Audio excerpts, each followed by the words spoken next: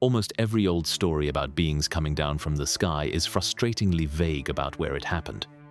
It happened long ago, in a far country, on a high place, somewhere lost to memory.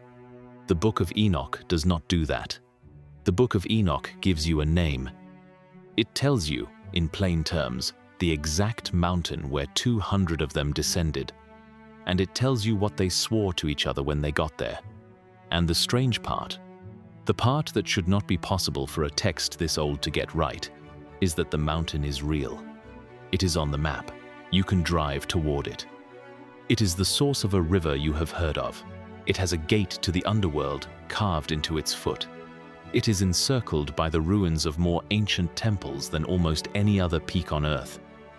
And its summit, the precise point the text names as the landing place, is today a sealed military zone that ordinary people are not permitted to reach.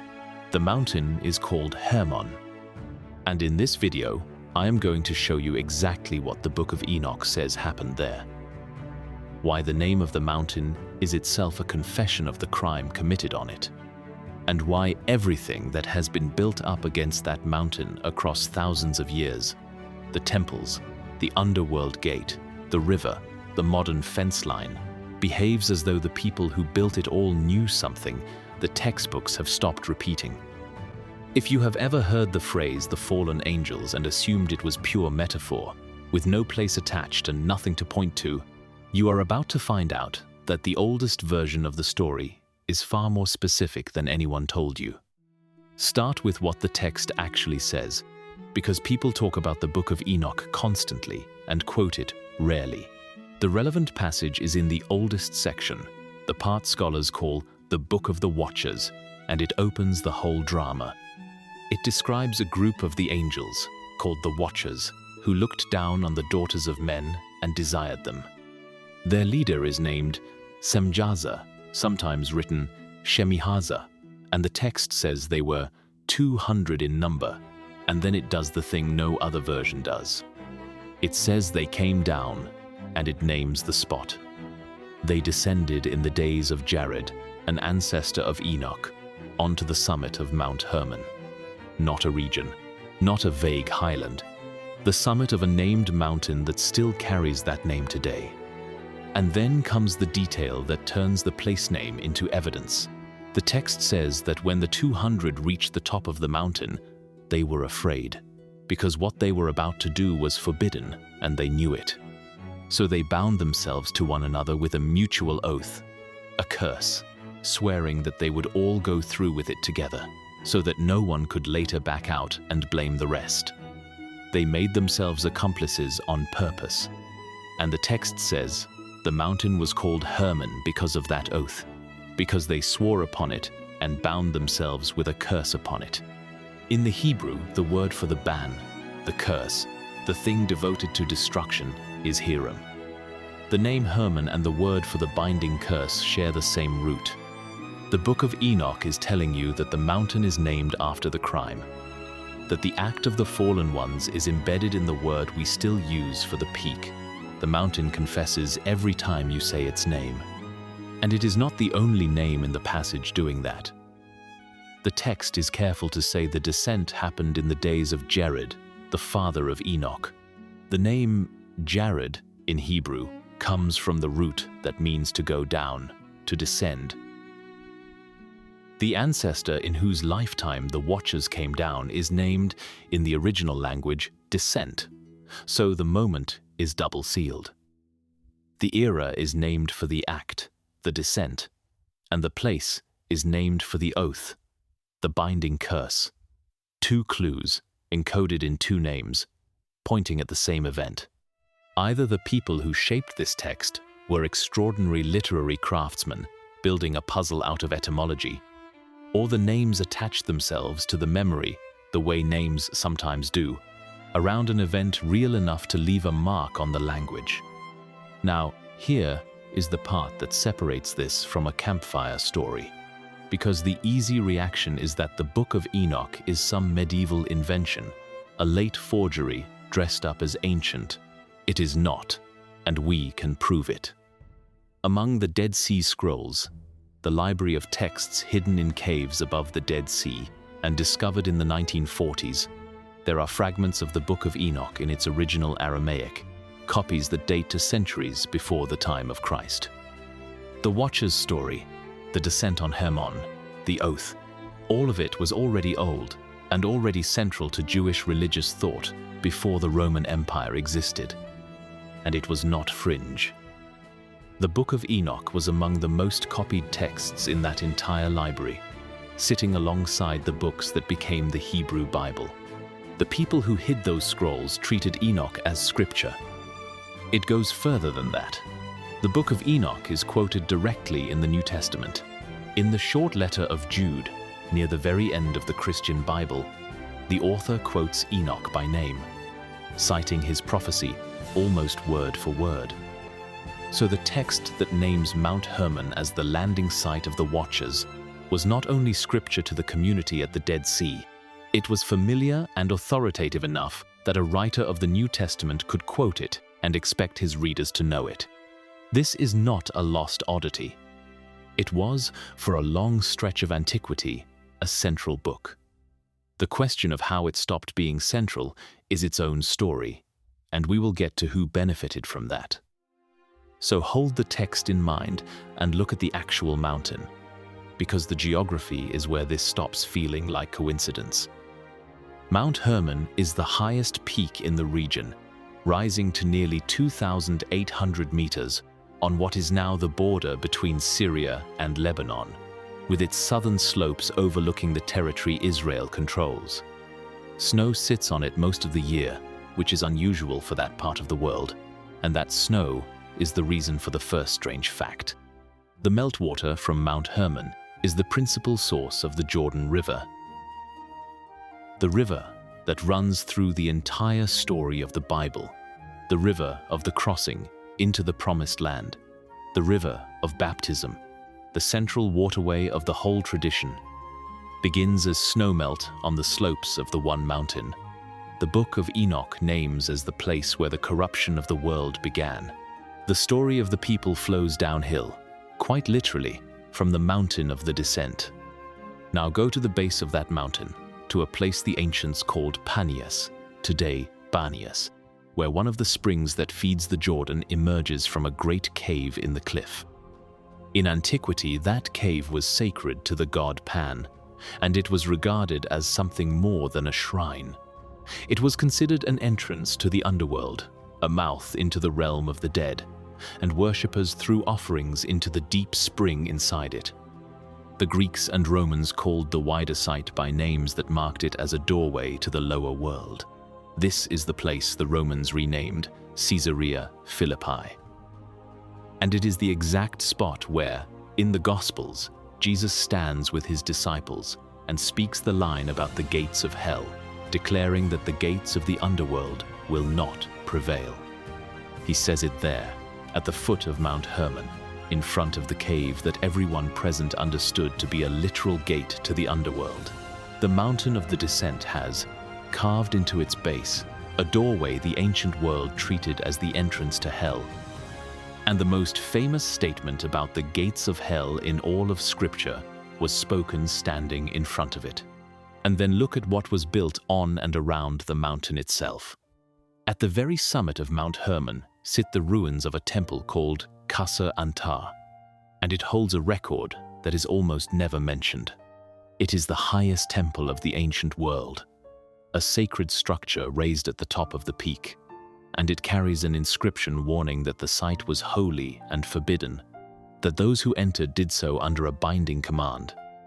A 19th century surveyor named Charles Warren reached it in 1869 and removed a stone with an inscription from the summit. But Qasr Antar is only the crown. Mount Hermon is ringed by the remains of more than 20 ancient temples, a circle of sacred sites surrounding and oriented toward the mountain, built across different eras by different peoples. No other mountain in the region carries anything like that density of temples deliberately arranged around it. Something about Hermon made culture after culture treat it as the holiest and most charged high place in the land, the mountain you build toward, the mountain you do not casually climb. The Canaanites called it a seat of their gods, the Mount of Assembly of the Divine. The Hebrew Bible itself records that the mountain went by other names among the surrounding peoples, that the Sidonians called it Syrian and the Amorites called it Senir, and it preserves a name, Baal Hermon, that ties the peak directly to the worship of the Canaanite high god. A mountain important enough to carry 3 or 4 names across 3 or 4 languages is not a forgotten hill. It was a fixed point in the sacred map of every people who lived in its shadow. The pattern is consistent across thousands of years. Everyone treated this mountain as the place where the upper world touched the lower one, and what the watchers are said to have done there, once they descended, is the detail that ties this whole channel together. The Book of Enoch does not say they merely corrupted bloodlines. It says they taught. It says the leader, Azazel, taught humanity to make weapons of war, swords, and knives, and shields, and to work metals, and taught the women the arts of ornament and cosmetics. And that name, Azazel, is not confined to Enoch. It appears in the book of Leviticus, in the ritual of the Day of Atonement, where 1 goat is sacrificed and a second, the scapegoat, is sent away alive into the wilderness, to Azazel. The name of the chief watcher who taught forbidden weaponry is the same name attached, in the law of Moses, to a being or a place in the desert to which the sins of the people are banished once a year. The connection runs straight through the canon that later pushed Enoch out. Others taught astrology, the reading of the stars and the signs of the heavens, and the cutting of roots, and the casting of spells, and the breaking of enchantments. The text presents civilization itself, metallurgy, astronomy, the knowledge that lets a society leap forward as something handed to humanity on that mountain by beings who were not supposed to give it. It is the same shape we keep finding everywhere. Knowledge that arrives suddenly, fully formed, from an outside source, attached to a forbidden act and a catastrophe that follows, and the catastrophe does follow. The offspring of the descent, the giants, the text calls the Nephilim, devour everything and turn on humanity, and the corruption they spread is given by the text as the reason for the flood. But the Book of Enoch adds one more thing that most retellings leave out, and it is the part that reaches all the way to the present. When the giants die, the text says, their spirits do not go to rest. Because they were born from a union of the heavenly and the earthly, their spirits are caught between the two, unable to ascend and unwilling to leave, and they remain on the earth as wandering, malevolent spirits that afflict humanity from that day forward. The Book of Enoch is offering an origin story for demons. It says the evil spirits that the later scriptures take for granted are the disembodied ghosts of the dead giants of Hermon, still here, still loose. The watchers broke the world on Hermon, and the water came to wash it clean. But the text says the worst of what they made never left. And this is not the only place the story shows up. 1,000 years and several hundred miles away, the people of Mesopotamia told of the Apkallu, 7 sages from before the flood. Beings of mixed nature who came to humanity and delivered the arts of civilization, writing and law and craft and the reading of the heavens. In some versions, the sages, or their descendants, overstep, and the knowledge they bring becomes a problem the gods must answer. The shape is the same. Beings from outside, before the flood, hand humanity a sudden leap of knowledge it did not earn, and a reckoning follows. The watchers of Hermon and the sages of the Mesopotamian rivers are 2 tellings of one structure, recorded by peoples who did not share a language, both insisting that the foundation of civilization was given, not invented, and given by something that should not have given it. What the standard religious history does not dwell on is how thoroughly this book, the one text that names the place and the oath and the teaching, was pushed out of view, in waves, across 2,000 years. The first wave was canonical. For all that, the Book of Enoch was scripture to the community at the Dead Sea and was quoted in the New Testament itself. The early church gradually pushed it out. It was cited and respected by some of the earliest Christian writers, and then, as the canon hardened, it was left out, declared unsuitable, allowed to fall out of circulation, until in the Western and most Eastern churches, it effectively vanished. I am not going to hand you a single villain who ordered it burned, because that is not how it happened. It was quietly dropped, and a text that names the mountain and the crime stopped being copied in the lands that decided what counted as scripture. The second wave is that it was lost to the entire Western world for more than 1,000 years. The only place on earth that kept the Book of Enoch as full scripture, copied it, preserved it, and treated it as part of the Bible was Ethiopia. The Ethiopian church held on to the complete text in the ancient language of Ge'ez, while Europe forgot it existed except as a name in old citations. The West did not get it back until the 1770s, when the Scottish traveller James Bruce carried copies out of Ethiopia, and it was not translated into English until 1821. A central book of antiquity, quoted in the New Testament, survived only because one church at the edge of the map refused to let it go, and the rest of the world had to be handed it back like a thing recovered from a fire. The third wave is the most modern and the most documented.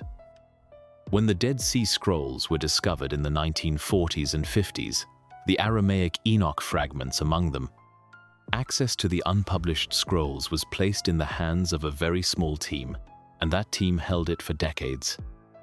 For roughly 40 years, scholars outside the inner circle were not permitted to see much of the unpublished material, and the delay became a genuine scandal in the field. A small group sitting on some of the most important religious texts ever found, while the rest of the world waited. Access was only forced open at the start of the 1990s, when other institutions broke the monopoly and released the material. The single best physical evidence for the antiquity of the Watcher's story spent 2 generations locked behind a handful of gatekeepers. The pattern of this book is the pattern of restricted access, again and again, from the canon to the monastery to the scroll vault. And the fourth wave is the one standing on the mountain right now. The summit of Mount Hermon, the precise point the text names as the landing place, is not somewhere you can go. The high ground is a strategic military position on a contested border, occupied by military installations and surveillance posts, sitting inside a zone that ordinary people and independent researchers cannot enter. The most significant location in the entire Watcher's narrative, the actual named coordinates of the descent, is sealed behind a military line, monitored, off-limits.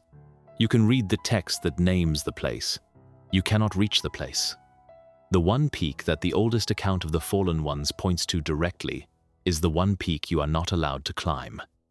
Now let me be straight with you about how to hold all this, because the honest version is more interesting than the hyped one. I am not telling you that 200 literal angels physically landed on that summit and that we have proof of it, because we do not, and the text is an ancient religious work, not a police report. Most scholars read the Watcher's story the way they read other origin myths, as a theological explanation for the presence of evil and forbidden knowledge in the world, a story built to answer a question rather than a record of an event. That is a serious reading, and I am not going to pretend it away.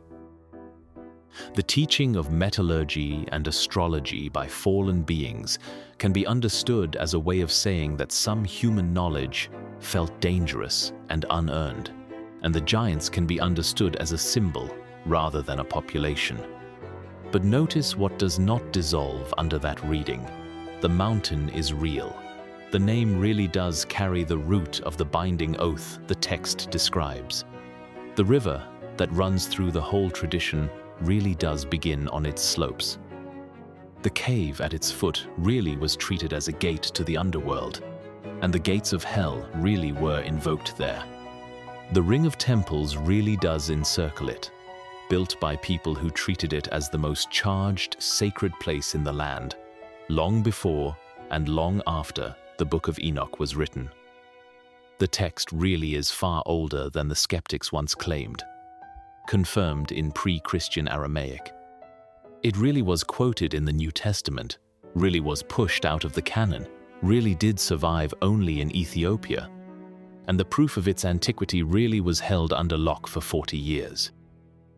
Whether or not you believe anything descended, the human record around this one mountain is doing something that demands an explanation. And the standard answer, that it is all coincidence and metaphor, stacked on coincidence and metaphor, is starting to ask a lot of the word coincidence. Mount Hermon is still standing on the border, still capped with snow, still feeding its meltwater into the Jordan that runs through the whole story.